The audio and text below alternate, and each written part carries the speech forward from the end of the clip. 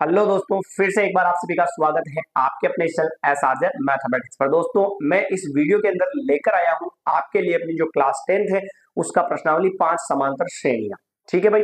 और अगर आपने पुरानी क्लासेस नहीं देखी है और आप देखना चाहते हैं तो कहां पर मिलेगी, मैं आपको बता दूं कि आपको क्या करना है। हमारे चैनल पर जाना है और चैनल को सब्सक्राइब कर लेना है और प्लेलिस्ट के ऑप्शन पर जाना है। वहां पर आपको अपनी क्लास 10th की प्लेलिस्ट मिल जाएगी जिसके अंदर 1 से लेकर 4 प्रश्नावलियों की सारी जितनी भी क्लासेस हो चुकी है वो सारी एक ही प्लेलिस्ट में आपको मिल जाएगी। ठीक है ना। तो आपको अगर अच्छी लगे प्लीज तो उनको लाइक कमेंट और शेयर कीजिएगा और चैनल को सब्सक्राइब कर दीजिएगा। तो आज की क्लास में अपन बात करने वाले हैं अपनी जो प्रश्नावली 5 है समांतर श्रेणियां, उसके बारे में उसकी बेसिक क्लास यानी कि सूत्र और परिभाषाओं की क्लास रहेगी। फिर अगली जो क्लास आएगी उसके अंदर अपन सवालों को सोल्व करना सीखेंगे। ठीक है।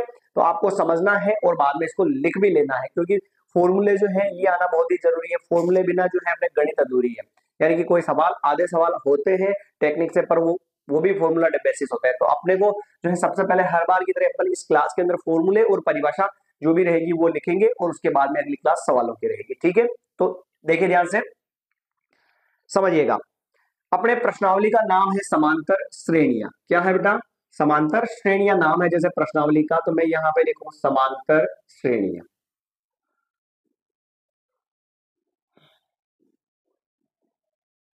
वैसे लिखने में तो डी लगता है, यह समांतर श्रेणियां होता है।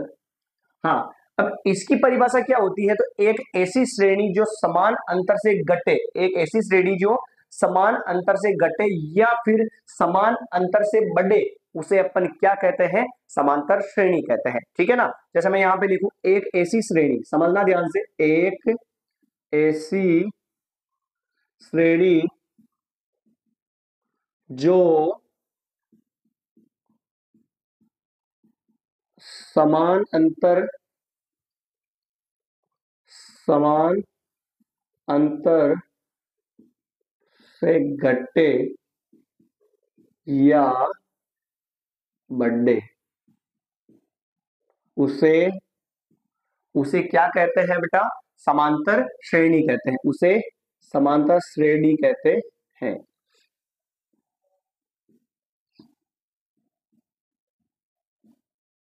कहते हैं। इसे किससे लिखा जाता है? एपी से लिखा जाता है। किससे? एपी से। इसे इसे एपी से दर्शाया जाता है। एपी से दर्शाया जाता है का मतलब क्या हुआ? Arithmetic progression. तो अपना इतना दिमाग नहीं लगाना है, केवल आपको इतना पता होना चाहिए कि इसको एपी से लिखते हैं। ठीक है भाई। इसको एपी से दर्शाया जाता है। अब उदाहरण के तौर पे क्या है सर? तो देखो आप, जैसे कि उदाहरण के तौर पे जैसे पहला है, इसमें पहला हो जाएगा 2 है, फिर 4 है, फिर 6 है, फिर 8 है, फिर 10 है, फिर डॉट डॉट डॉट आगे चलता जाएगा। तो आप देख सकते हो इसमें हर बार कितना बढ़ रहा है बेटा? दो दो बढ़ रहा है। दो बढ़ाया 4, फिर दो बढ़ाया 6, फिर दो बढ़ाया 8, फिर दो बढ़ाया 10, फिर दो बढ़ाया, ऐसे चलता जाएगा। तो नंबर वाइज क्रमवार के हिसाब से हर बार कितना बढ़ रहा है? दो दो बढ़ रहा है। इसका मतलब यह जो क्या है? एपी है, यानी कि यह एपी है, इसका मतलब समांतर श्रेणी है। क्लियर? यानी कि समान अंतर से बढ़े या समान अंतर से घटे, तो समान अंतर से बढ़ रही है। एक सवाल और बेटा, जैसे यहां पे मैं लिखूं 2, फिर कोमा, फिर 2, फिर कोमा, फिर 2, फिर डॉट डॉट डॉट डॉट आगे चलता ही जाता है। सर ये कैसे समांतर श्रेणी है? इसमें तो बढ़ ही नहीं रहा, कुछ बढ़ नहीं रहा, पर अंतर कितना है दोनों के बीच में? जीरो जोड़ा 2, फिर जीरो, फिर जीरो, फिर जीरो, फिर जीरो, फिर जीरो, फिर जीरो। यानी हर बार सेम चीज ही तो बढ़ रही है। जीरो भी तो एक अंक ही है ना भाई। तो यानी समान अंतर से घटे या समान अंतर से बढ़े या कोई same same same same same संख्या आ जाए तो भी वो समांतर श्रेणी क्या होगी। क्लियर भाई? चलिए, तो ये उदाहरण थे, थोड़े से अपने को ध्यान में रखने हैं। बाकी अपन सब क्लियर करेंगे, कैसे सवालों को करना है, कैसे परिभाषा यूज करनी है, कैसे सूत्र लगेगा, सब पढ़ेंगे अपन थोड़ा सा। आप जुड़ जाइए ऐसा मैथमेटिक्स से। अगर नहीं जुड़े हैं तो और चैनल को सब्सक्राइब कर दीजिए और वीडियो पूरा देखिए, क्लास को स्किप मत कीजिएगा, बस पूरा मिलेगा सिलेबस आपको। ठीक है। ये थी समांतर श्रेणी की परिभाषा। अब बात करते हैं अपन इससे इससे आगे फॉर्मूले। तो जैसे कि यहां पे लिखूं मैं एनवा पद ज्ञात करने का सूत्र। एनवा पद ज्ञात करने का सूत्र। एनवा पद ज्ञात करने का सूत्र तो वो होगा अपना ए एन बराबर a plus n minus one into d. ये होता है फॉर्मूला। एन वा पद ज्ञात करने का जो सूत्र होता है वो होता है ए एन बराबर a plus n minus one into d स्वाहा। क्लियर है भाई? देख, ये याद करना है भाई, यूं भी नहीं है कि सर समझा दोगे, इसका प्रूफ कहां से है? प्रूफ ना पूछे परीक्षा में और ना अपने को रखना है ध्यान, केवल याद करना है, इसको जी याद कर लीजिएगा और छाप लीजिएगा कॉपी के अंदर, ठीक है? चलिए, जहां पर देखना, जहां देखना ए एन क्या है, जहां ए एन बराबर तो है एनवा पद, एनवा पद, फिर ए क्या है सर? तो ए है यहां पर प्रथम पद, फिर डी क्या है यहाँ पे? तो सार्ग अंतर, और सार्ग अंतर और डी का फॉर्मूला क्या होता है? तो ए2 माइनस ए1 होता है। और फिर एन क्या है सर? तो एन है यहाँ पर पदों की संख्या, पदों की संख्या। कौन दिक्कत है तो बताओ मन में। ये हो गई पदों की संख्या, ये फॉर्मूला हो गया, आ गया समझ में? अब बात करते हैं अपन, कोई श्रेणी एपी है या नहीं, इधर लाइन खींची अपन ने, चलिए यहीं पर छाप लेते हैं। हाँ जी, समझाऊं आगे? ये एक बार उठा लेना ना, इसको वापस मिलेगा स्क्रीनशॉट के लिए वैसे आपको। अगला फॉर्मूला, जैसे कोई दे रखा अपने को, एक श्रेणी दे रखी है A1 comma A2 comma A3 comma A4 comma A5 dot dot dot dot. तो एपी होने के लिए, होने के लिए आवश्यक शर्त, एपी होने के लिए आवश्यक शर्त कौन सी है बेटा?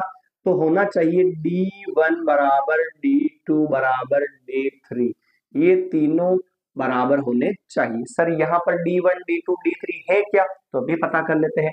D1 का फॉर्मूला होता है बेटा A2 माइनस A1, और D2 का फॉर्मूला होता है A3 माइनस A2, और D4 सॉरी D3 है ना, D3 का फॉर्मूला होता है A4 माइनस A3। ये फॉर्मूले आपको पता होने चाहिए। कैसे? तो कोई श्रेणी दे रखी, कोई श्रेणी दे रखी है अपने को, A1 मतलब पहले नंबर का पद, A2 मतलब दूसरे नंबर का पद, A3 मतलब तीसरे नंबर का पद, A4 मतलब चौथे नंबर का पद, ऐसे डॉट डॉट चलता जाएगा। तो एक तो D1 निकालेंगे, एक D2 निकालेंगे, एक D3 निकालेंगे, तीनों बेटा बराबर है, तो इसका मतलब वो समांतर श्रेणी है, यानी एपी है। और D1 कैसे निकलेगा? तो A2 माइनस A1 यानी दूसरे नंबर में से पहले नंबर का घटाओ, D3 यानी D2 यानी कि A3 माइनस A2 यानी तीसरे नंबर में से दूसरे नंबर का घटाओ, ये घटा लिया, फिर D3 यानी कि चौथे नंबर में से तीसरे नंबर का पद घटा लो, तो ये हो जाएगा। Is that clear? ये कोई दिक्कत नहीं है ना? चलिए, तो ये आपको थोड़ा सा ध्यान में रखना है, एपी होने या नहीं होने के लिए। एपी होने के लिए तीनों इक्वल होने चाहिए, अगर इक्वल नहीं होते हैं तो अपन कह देंगे कि एपी भी नहीं है। आया मामला समझ में? तो एक बार इसका स्क्रीनशॉट उठा लीजिए भाई, फिर अपन आगे की तरफ बढ़ते हैं। एक यही लिख देगा, और क्या दिक्कत क्या है? बाद में उठाते रहना आप स्क्रीनशॉट, यहीं पे उठा लेते हैं एक बार। एक और, एन पदों का योगफल ज्ञात करने का सूत्र, एन पदों का योग, एन पदों का योग, योग का फॉर्मूला होता है एस एन बराबर एन बटेवा 2 कोष्टक 2a plus n minus 1 into d, ये होता है फॉर्मूला। एस एन, जहां पर एस एन क्या होगा? एन पदों का योग, क्या होगा बेटा जी? एन पदों का योग। बाकी आप सभी को पता है ही है, एन पदों का योगफल ज्ञात करने का सूत्र ये लगाना है, जिसमें एस एन बराबर एन बाई 2 कोष्टक 2a plus n minus 1 into d, जहां पर एन पदों की संख्या पहले बता रखा है, ए प्रथम पद पहले बता रखा है, डी सार्वंतर पहले बता रखा, फॉर्मूला भी पहले बता रखा है, और इसके बाद में एस एन नया आया, तो एस एन क्या होगा? एन पदों का योग होगा। ये भी मैंने आपको बता दिया है। क्लियर? चलिए, उठाइए एक बार इसका स्क्रीनशॉट, कैसे क्या ये चीजें हैं, ताकि आपको दिक्कत उत्पन्न न होगी क्या मामला यहाँ पर चल रहा है। वैसे तो आपको कोई दिक्कत होगी नहीं, आई होप, अगर आप पूरी क्लास देखेंगे तो। मिटावे इसको, अगले सवाल की बात करते हैं फिर। चलिए, सवाल क्या, सॉरी, परिभाषाएं या सूत्र जो भी है। नेक्स्ट बात करें,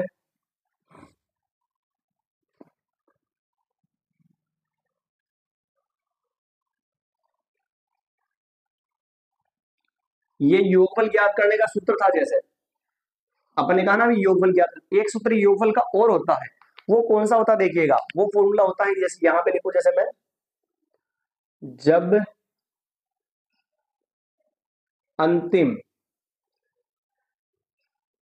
अंतिम पद L दिया गया हो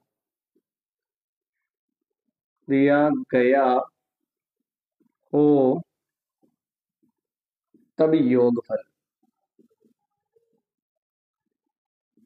जब अंतिम पद L दिया गया हो तब योगफल का सूत्र होता है एस एन बराबर एन बटेवा 2 कोष्टक ए प्लस एल।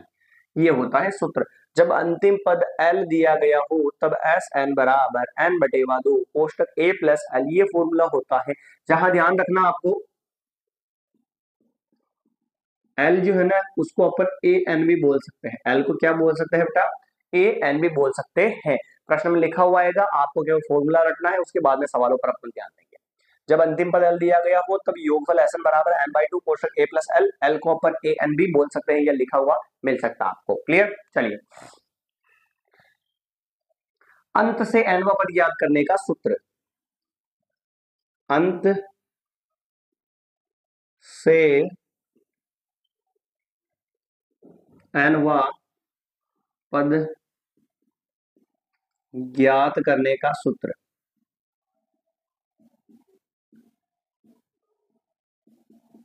अंत से यानी उल्टे से चलेंगे तब nवां पद ज्ञात करने का सूत्र होता है ए एन बराबर l minus n minus 1 into d. अंत से nवां पद, इसको कैपिटल ए एन लिख दो बोले,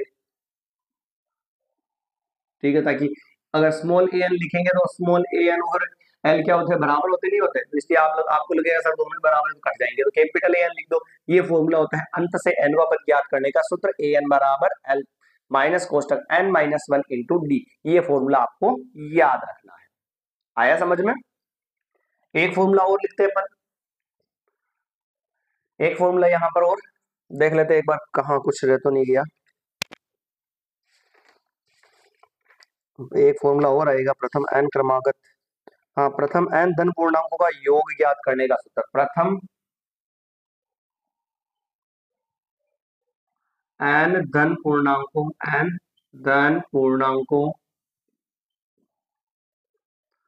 का योग, प्रथम एन धन पूर्णांकों का योग सूत्र या योग ज्ञात करने का सूत्र वो होगा एस एन बराबर एन कोष्टक एन प्लस 1 और बटेवा में क्या आ जाएगा, 2 आ जाएगा। एन कोष्टक एन प्लस 1 और बटेवा में 2, ये प्रथम एन धन पूर्णांकों का योगफल ज्ञात करने का सूत्र। क्या है माजरा, क्या चलेगा, वो सारी बातें अपन बाद में करेंगे, आपको केवल फिलहाल इनको याद करना है और लिख लेना अपनी कॉपी के अंदर। क्लियर भाई? तो प्रथम एन धन पूर्णांकों का योगफल ज्ञात करने का सूत्र एस एन बराबर एन कोष्टक एन प्लस 1 बाई 2 हो जाएगा। क्लियर? एक फॉर्मूला और बचेगा इसके अंदर, उसको भी अपन लिख लेते हैं। क्या इसके अंदर मैटर चलेगा, फिर सारा अपन डिक्लेयर करेंगे इसमें। यदि ए बी और सी जो है एपी में है तब अपन समांतर माध्य निकालने के लिए क्या कर सकते हैं वो देखेगा। यहां पे लिख रहा हूं मैं ना, ये अपना पुराना मैटर था। यदि स्टार लगाया, यदि ए बी सी किसमें है, एपी में है, एपी में है तो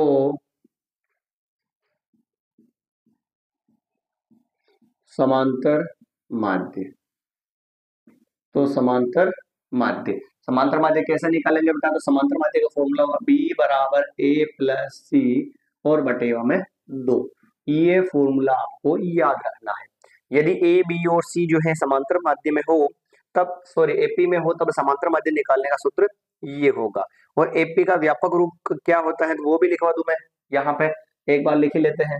एपी यानी समांतर श्रेणी है ना, का व्यापक रूप किस फॉर्म में ये होती है, तो पहला पद होता है इसका ए, फिर होता है ए प्लस डी, फिर होता है ए प्लस 2d, फिर होता है ए प्लस 3d और ऐसे आगे चलता जाएगा। ये होता है एपी का व्यापक रूप, जो आपको पता होना चाहिए। अब इस प्रश्नावली के अंदर इसके अलावा जो है कोई भी सूत्र या परिभाषा हमारे पास नहीं छूटी हुई है, तो आप जो है क्या करेंगे, इनको नोट कर लीजिए अच्छे से। और हाँ, पुरानी क्लासेस नहीं देखी हैं और आपको देखनी है अगर, तो आप हमारे चैनल को सब्सक्राइब कीजिए और प्लेलिस्ट के ऑप्शन पर जाइए, वहां पर आपको सारी क्लासेस मिल जाएगी। ठीक है ना भाई। मिलेंगे अपन नई क्लास के अंदर, जिसके अंदर अपन चर्चा करेंगे 5.1 प्रश्नावली की, जो आने लायक है उनको पढ़ेंगे, जो बिल्कुल बकवास सवाल और किसी काम का इसको अपन छोड़ देंगे। ठीक है दोस्तों, जय हिंद जय भारत, धन्यवाद आप सभी का कि आपने अपना कीमती समय इस क्लास को दिया।